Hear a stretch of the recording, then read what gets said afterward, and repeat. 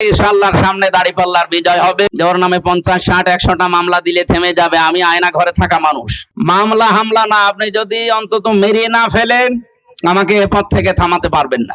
আপনাদের ভেতরে একটা দুর্বিসন্ধি লাগিয়েছে, ওনার নামে মামলা আছে, ওনাকে নির্বাচন করতে দেওয়া হবে না। এগুলো থোড়াই কি আর আমি কিছু মনেই করি না। 60টা না 64 না, আপনারা 64,000 মামলা দিলেও আমার কিছুই হবে না। ইনশাআল্লাহর সামনে দাঁড়িপাল্লার বিজয় হবে। যারা আমাকে বিভিন্ন ভাবে ভয় দেখিয়েছেন যে ওর নামে 50, 60, 100টা মামলা দিলে থেমে যাবে, আমি আয়না ঘরে থাকা মানুষ, আমি ফাঁসির কন্ডেম ছেলে 1 দিন 2 দিন না 3 বছর থাকা মানুষ। আমার বাবা এখানে বসে আছে রিয়াজউদ্দিন, আমার রাজনৈতিক বাবা অধ্যাপক ফরহাদ হোসাইন বসে আছে, আমার 2 জন বাবাই আছে। আমি তাদের কাছে অনুমতি নিয়ে রাস্তায় এসেছি।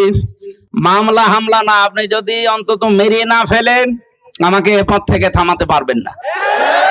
আপনাদের ভেতরে একটা দুর্বিসন্ধি লাগিয়েছে, ওনার নামে মামলা আছে, ওনাকে নির্বাচন করতে দেওয়া হবে না। আমি জজের কাছে, আদালতে এবং উকিলের কাছে সব শুনেছি। এগুলো মানুষের ভেতরে ষড়যন্ত্র এবং ভীতি তৈরি করার জন্য এই কাজ তারা করছে।